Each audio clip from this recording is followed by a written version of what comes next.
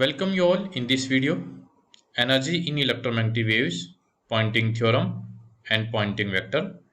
These topics I will discuss in this video.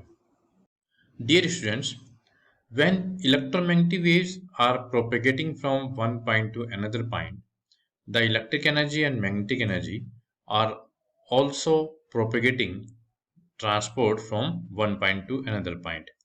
And the rate of this energy transfer can be expressed in terms of electric field strength and magnetic field strength, and the rate of flow of energy flow of energy per unit area per unit area is represented by a vector quantity. We can represent it by S, and this vector quantity is known as Poynting vector. This vector quantity is known as Poynting vector, and this Poynting vector S is 1 upon mu naught times of cross product of electric field and magnetic field. And we can also write it as B upon mu naught. We can write it B upon mu naught H. B and H both are vector quantities, so we can write as Poynting vector is a cross product of E and H. And this theorem is known as Poynting theorem. The cross product of electric field and magnetic field intensity, that is known as Poynting theorem. And unit of Poynting vector is watt per meter square. Unit of this Poynting vector is watt per meter square. And now we will find electric energy per unit area stored in electric field and magnetic energy per unit area stored in magnetic field. Yes, now we use Maxwell's fourth equation, that is equal to curl H equal to J plus del D over del D. These are vector quantity, and we have derived this equation in previous video. You should watch these videos in which we have derived all the Maxwell's equations. And now we can write curl H means del cross H equal to J plus del D over del T, and J equal to del cross H minus, इसको हमने इधर shift किया, minus del D over del T. J equal to del cross H minus del D over del T. And now we can take the dot product with the electric field. यदि हम इस equation को equation number 1 and इसको आप equation number 2, and we can write J equal to del cross H, and here we can write minus del epsilon E. We have a relation between D and E, that is equal to D equal to epsilon E. So we can write epsilon E in place of this D, and epsilon is a constant, तो ये differential से बाहर आ जाएगा, और ये equation हमारे पास आती है J equal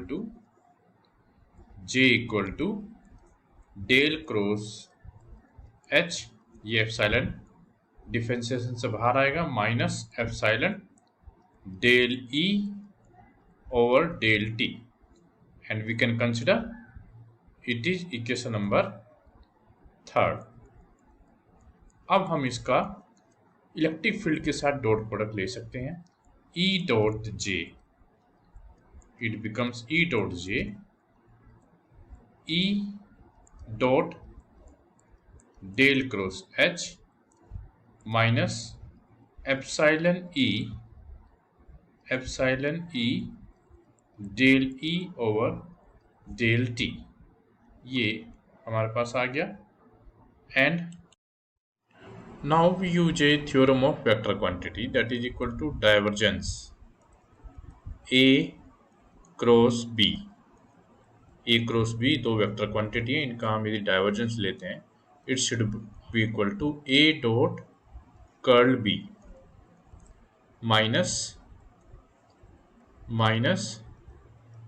B dot curl A. और यदि B डॉट कर्ल A को हम इधर लाते हैं और इसको इधर ले आए तो ये हमारे पास आ जाता है B डॉट कर्ल A. ये पॉजिटिव हो गया, ये इधर नेगेटिव जाएगा, equal to A dot curl B minus divergence A cross B. ये B डॉट कर्ल A इधर गया, पॉजिटिव हो गया, डाइवर्जेंस A क्रॉस B इधर जाकर नेगेटिव हो गया. तो हमारे पास आ गया B dot curl A minus A dot curl B minus divergence A cross B. यहाँ पर हम B को हम इक्विवेलेंट ले सकते हैं इलेक्ट्रिक फील्ड के, और A को हम इक्विवेलेंट ले सकते हैं मैग्नेटिक फील्ड इंटेंसिटी के, क्योंकि हमारे पास जो ऊपर रिलेशन है उसमें ये रहा, इसको वेक्टर क्वांटिटी लेना चाहिए, ये भी वेक्टर क्वांटिटी है. तो हम यहाँ पर A को ये इलेक्ट्रिक फील्ड और ये B को मैग्नेटिक फील्ड इंटेंसिटी. तो ये अगर इससे हम कंपेयर करते हैं इस इक्वेशन को, यदि हम इस इक्वेशन से कंपेयर करते हैं तो ये B डॉट कर्ल A का मीनिंग ये हुआ, यदि हम B को इलेक्ट्रिक फील्ड लेते हैं तो E डॉट कर्ल A को हमने H लिया, H equal to A means H dot curl B means electric field minus B means यहाँ से हमें लेना है H dot curl E minus divergence A cross B means E cross H. अब ये E डॉट कर्ल H, ये जो value है E डॉट कर्ल H, ये हम यहाँ रख सकते हैं, क्योंकि डेल क्रॉस H जो होता है वो कर्ल H ही होगा. तो ये E dot del cross H या E डॉट कर्ल H दोनों एक ही हुए. तो ये जो वैल्यू है E डॉट कर्ल H की, H dot curl E minus divergence E cross H, ये हम इस इक्वेशन में यहाँ पर पुट कर सकते हैं. तो आपके पास वैल्यू क्या आ जाती है, E dot J equal to, इस E डॉट कर्ल H की जगह पे मैंने रख दिया H dot curl E minus divergence E cross H. इस टर्म की जगह पर हमने ये टर्म रख दी, H dot curl E minus divergence E cross H minus, अब ये टर्म हमारी बच जाती है, ये वाली term epsilon E del E over del T. तो फाइनल टर्म हमारे पास आ गई E dot J equal to H dot curl E minus divergence E cross H minus epsilon E del E over del T. Now we use Maxwell's third equation. And Maxwell's third equation means curl E is equal to minus del B over del T. And we know that B equal to mu H. So if we put the value of B in this equation, then curl E becomes curl E equal to minus del upon del T mu H. And mu is again a constant. तो हम differentiation से इसको बाहर रख देंगे, minus mu del H upon del T. Curl E की ये value को हम इस इक्वेशन में इस जगह पर कर्ल ई की वैल्यू को पुट कर सकते हैं। तो हमारे पास ई डॉट जे, ये ई डॉट जे है, ये रहा ई डॉट जे। ये ई डॉट जे को हम लिखेंगे इक्वल टू एच डॉट, ये कर्ल ई है, इस कर्ल ई की जगह पर आ जाएगा minus mu del H upon del T, minus ये वाला term minus divergence E cross H minus epsilon E del E over del T.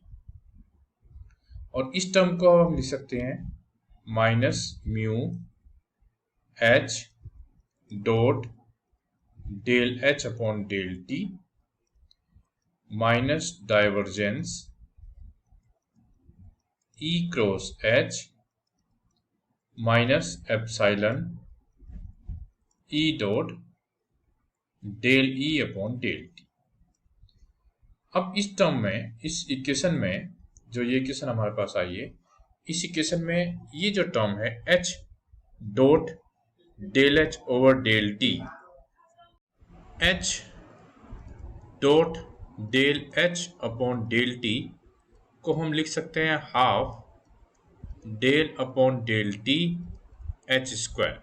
यदि आप इसका डिफरेंशियल करते हैं तो ये आपके पास H dot del H over del T आएगा, या E dot del E upon del T को भी इसी तरीके से half del upon del T E square, ये आ सकता है। इसका मीनिंग ये हुआ कि H del H over del T को हम half del upon del T H square से, and E del E over del T को हम half del over del T E square से रिप्लेस कर सकते हैं। और ये हमारे पास आ जाएगा E dot J equal to minus mu by two, mu है पहले से ही है, mu minus mu by to del upon del T H square minus divergence E cross H minus, यहां पर ये एप्सिलॉन बाई टू हो जाएगा, del upon del T E square, या आप यदि म्यू को अंदर लेते हैं तो ये हो जाएगा minus del upon del T, minus del upon del T mu by two H square, minus, इसको पहले लिख लेते हैं डेल अपॉन डेल टी, ये एप्सिलॉन बाई टू को डिफरेंशिएशन के अंदर ले लेते हैं क्योंकि कांस्टेंट है, जैसे म्यू बाई टू भी कांस्टेंट था, ये डिफरेंशिएशन के अंदर चला गया, ऐसे एप्सिलॉन बाई टू भी कांस्टेंट है, डिफरेंशिएशन के अंदर जा सकता है। तो हम इसको लिख सकते हैं epsilon by to E square and minus ये जो बचा हुआ है minus divergence E cross H, ये हमारे पास आ गया। या हम इनको, इस टर्म को हम एक साथ लिख सकते हैं E dot J equal to minus del upon del T, ये हमारे पास आ गया half mu H square plus half mu H square plus half epsilon E square. हमने इसको हाफ म्यू एच स्क्वायर और इसको हाफ एप्सिलॉन ई स्क्वायर लिखा, minus divergence E cross H, इसको हम इधर ले आते हैं लेफ्ट साइड में, डाइवर्जेंस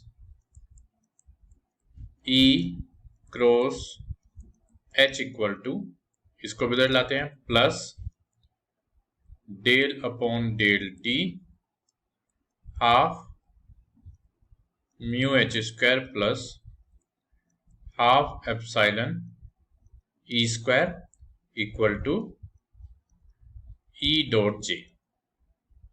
यहां पर ई क्रॉस एच ये पॉइंटिंग वेक्टर को रिप्रेजेंट करता है, we can write E cross H pointing vector S and half mu H square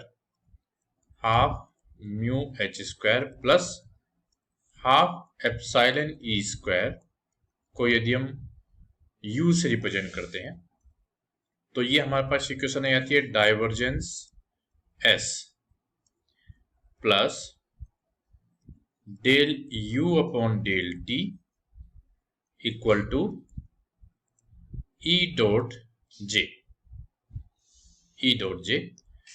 यदि हम इसको कुछ equation suppose second, third, fourth, इसको हम इक्वेशन नंबर 4 यदि कंसिडर करते हैं तो इसका कंपैरिजन हम इक्वेशन ऑफ कंटिन्यूटी से कर सकते हैं। Equation of continuity, equation of continuity हम चार्ज डेंसिटी के लिए पढ़ते हैं जिसकी वैल्यू होती है divergence J plus del rho over del T equal to 0। Here this is current density. इसके कंपैरिजन में यहाँ पर पॉइंटिंग वेक्टर है। ये चार्ज डेंसिटी है, हमारे पास टोटल एनर्जी डेंसिटी है। ये इक्वेशन नंबर हम 5th ले सकते हैं। तो 4th और 5th दोनों इक्वेशन एक दूसरे के सिमिलर है, जहां से E डॉट J की वैल्यू 0 को रिप्रेजेंट करती है। यदि हम टोटल चार्ज डेंसिटी की बात करते हैं U, तो ये हमारे पास है half mu H square plus half epsilon E square. यहाँ पर half mu H square it will be represent the magnetic energy per unit volume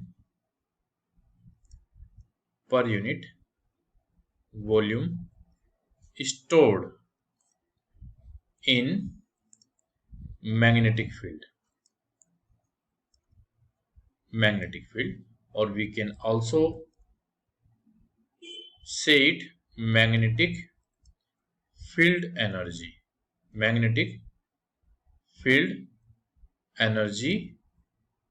density, or magnetic energy density, and half epsilon E square. This is half epsilon E square. Half epsilon E square, we can say it electric field. In place of magnetic field, it becomes electric energy per unit volume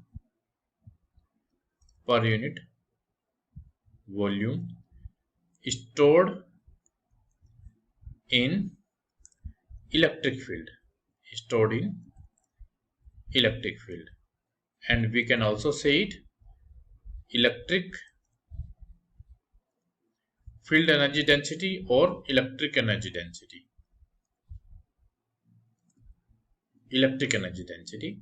And U, this is U, it is called total energy density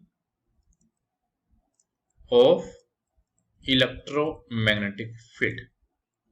ये electromagnetic field की total energy density को represent करता है।